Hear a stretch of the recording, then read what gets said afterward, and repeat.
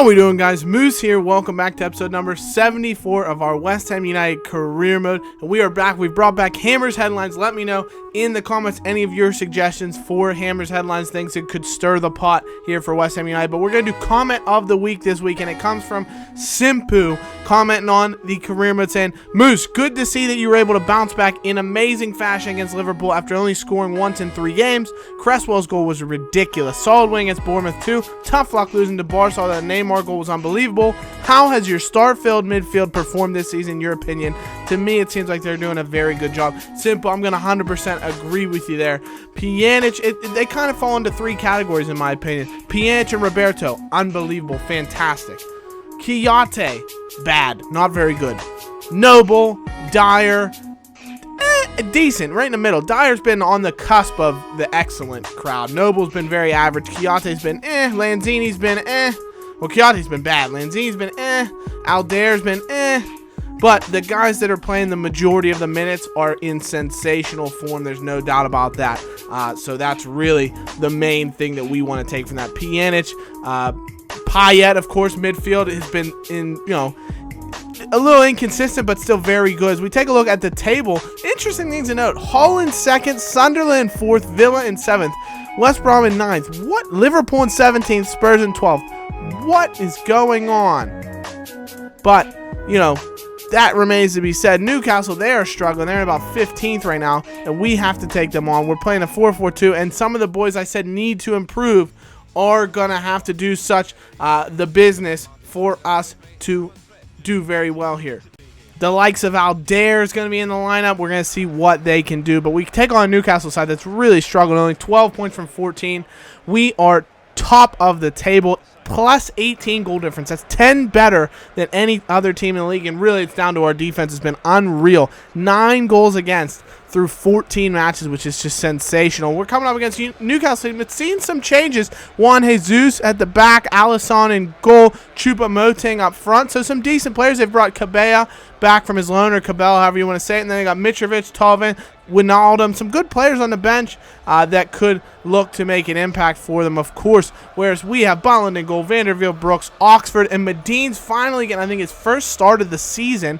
Noble's back in, Pjanic, Roberto, Alder's getting the place up top because the likes of Payet, they're just not fully fit at this moment. And Masana and Lacazette up top. But early days, Noble swipes out a Newcastle counterattack and does pick up a book, and does our skipper. You wouldn't think that would be too exciting to see, but just 15 minutes later, an 18-minute red card from Mark Noble. He picks up 2 bookings in the span of 18 minutes, and this second one is just ridiculously soft in what the referee gives, in my opinion. He barely touches him. It's completely incidental. Doesn't really mean to come into him. Colback barely gets slowed down. He even stays with the ball, and he sends off our skipper, so we're going to play with 10 men for the remaining 70 minutes. Which is just ridiculous. But we nearly carve out a chance for ourselves. Roberto goes through the lovely 1-2 with the likes of Lacazette. Masana corrals the rebound and goes for a strike, but he is taken down, and of course he's going to have to be substituted out. So we've already lost Noble to a red card. Masana is going to have to come out due to an injury, and it remains to be seen sort of how bad that may be. He grasps his upper body, and he has to come out straight away. But Alder does very well here to play Lacazette through. This could be the mode. Can we steal the lead? Lacazette! No.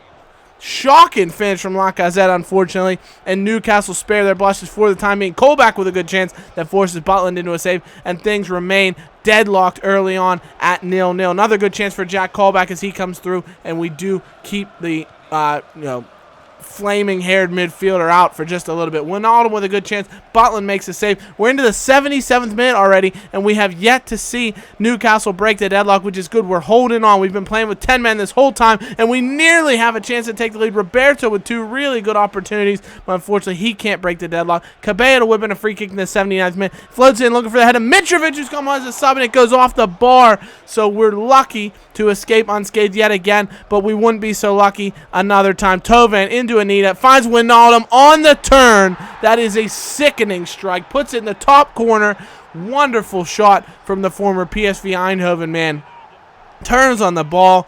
It's just a lovely, Lovely finish. There's no doubt about that. Nothing Butland can do from that range. Nothing the defender can do, really. That is just a picture-perfect shot. And we are going to get one chance, though, to try and level it up. 90th minute, Pyatt's come on as a substitute. Can he whip in a delicious free kick? He does find Kiyate. It's flicked past the keeper. Wijnaldum onto the ball, and he clears it away. And that would be all she wrote, unfortunately. Newcastle with the upset at home at St. James's Park. They knock us down. We need to get back up in the next match, which, of course, will be against Wijnaldum's former team, PSV Eindhoven, unfortunately. But it's a good matchup in terms of how we played. I'm happy with the way we fought back after that, adversity we had to fight through, an injury, Noble's red card. Of course, for me, man, the match was Sergi Roberto. I thought was solid in midfield. 2 Musamaya points for Lacazette, because even though he was really isolated up top, I thought he actually played very well. And 1 Musamaya point to Gregory Vanderveel, our right back. So that's going to be where we're going to divvy out the points. And unfortunately for Masana, he's going to be out 3 months. So we've lost another striker to a long-term injury. He was in such good form, so I think he had 4 goals in the Premier League already, which was unbelievable for a youngster. Really disappointing that he goes out to a broken collarbone. Hopefully that won't stunt, his performance. And we got another upset player. Things are just really spiraling out of control for us. Christian Teo, unhappy with his role at the club, thinks he should be playing more. And I agree, he's been in very good form. We've just maybe gotten away from that winger formation in the last few matches, but with Noble out, some of our central midfielders not playing so well, and the fact that we only have a couple of fit strikers, we are going to revert to 1 striker formation. We're going to go 4-2-3-1 against PSV Eindhoven here away at the Wall Stadium. It's a huge match for us because we could still win the group. If we win and Barcelona lose or draw, or if we both win and we win by more goals, then we are going to be top of the group and dodge some really, really tough competition in the knockout stages. Of course, Proper is the player to watch for PSV, and I don't even know who that is, to be honest. A midfielder, okay. Guardado, Lestien, De Jong, Narsing, all those players, Willems, and all those players, you tell me this Proper guy's the player to watch. But for us, the player to watch was Andre Carrillo, another one you could maybe say, Teo would probably be more the like to watch for us. But good line. We decided to bring in Adrian. I've rotated the team because players are tired. It's only 2 days after the Newcastle match. I want to give some guys some game time. Adrian's getting his Champions League debut. Dyer's in. Kiyate's getting to play. Teo. Lanzini's in because, of course, Pyatt, unfortunately, is suspended. I didn't really think that one through, but he is suspended for this particular match, so he won't be available to us. But Lanzini here, lovely bit of skill, finds Iorfa eventually with a pass into Eric Dyer, lays off into Kiyate. He finds Christian Teo on the right-hand side. We know what kind of danger he can provide with his pace and trickery. The former Barcelona man dances inside, finds Dyer. He strikes it, but unfortunately goes just over the top of the goal. And we're already in the 41st minute, and there's been nothing to speak of. It's an absolute drab affair. Nothing going on until Carrillo here finds Kiyate as he plays the ball through the middle. The Senegalese man finds the ball. Rondon, 1-2, Kiyate!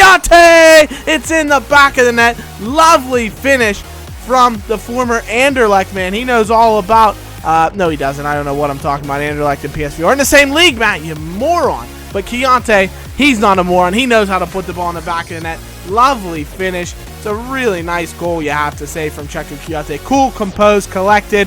Great 1-2 with Rondon. I'll tell you what, Rondon as a target man is a fantastic player. He knows exactly how to play it, and he finds Kiyate, lays him through, and we take an early 1-0 lead.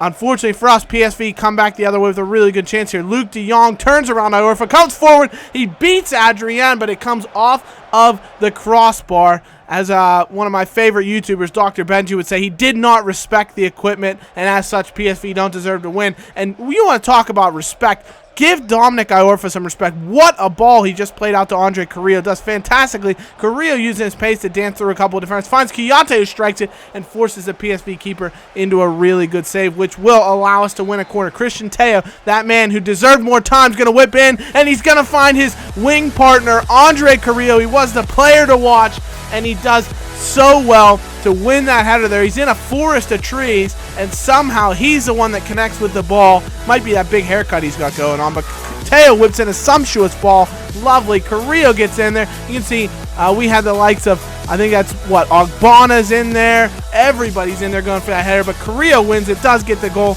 and we take a 2-0 advantage. Lovely finish from Korea, but PSV not to be outdone. Narsing on the ball, plays De Jong through, and he doesn't hit the woodwork that time. It's in the back of the net. It's a composed finish, beats Adrian, and PSV right back in the match as they split us apart. Lovely finish. He just knifes us open. It's a good first-time finish from Luke De Jong, unfortunately.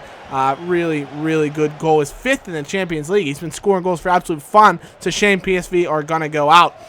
Well, shame for them, not for us. But Teo with a really good chance after Kiyate plays him through the fantastic ball over the top. Unfortunately, we can't score, and they would make us pay here. Willems on a free kick. Finds De Jong, lays off for Leslie. It's a great first save from Adrian, but that's the kind of legendary BS you have to deal with in FIFA occasionally. Adrian makes a save, and it's like he's on PSV because he kicks this straight to the feet of Mayhood, or whatever his name is, Maher, and he just bashes it in the back of the net, and unfortunately we're all square out of nowhere. PSV have come from 2 down to level things up, but Antonio comes on as a substitute looking to make something happen here. Does really well to dance around his defender and win us a corner. From that ensuing corner, though, Teo to whip the ball in. Who's he going to be able to pick out? He puts it in the area. John Brooks with the header. It's cleared off the line by Hendricks, and PSV escape 4 now, but Adrian does really well in the 78th minute here to start a counterattack, whips the ball forward. Lacazette's the only man through. He takes on Hendricks and actually wins the ball away. Can he find a runner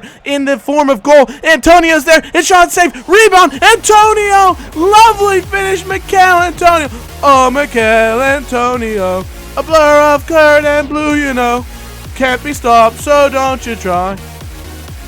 I don't know. It's a fantastic song. It's, La la la la la la. It's like 99 red balloons, but it's Mikel Antonio. Look it up on YouTube. It's a phenomenal song. I hope they sing it at West Ham matches because it is a beautiful song. I completely butchered it. I'll have to redo it. But it was a fantastic play by Antonio. Lacazette nearly with a cheeky chip late on in the match to give us a double our advantage yet again. He doesn't score, but that is going to be all she wrote. We come away with a victory, 15 points in our Champions League group. Will it be enough to win the group? We'll have to wait to next episode to find out. But for me, man of the match, Lacazette played a fantastic performance. 2 Muslima points for Christian Teo. He deserved to be in the starting line, and 1 for Aaron Cresswell. But that's gonna be it for this episode, guys. Let me know your favorite songs, actually, like the Antonio song. Let me know that. Leave a like if you enjoyed the video. Subscribe if you're new. And as always, I'll see you next episode. Take care, guys. Bye-bye. Like we always do with this time.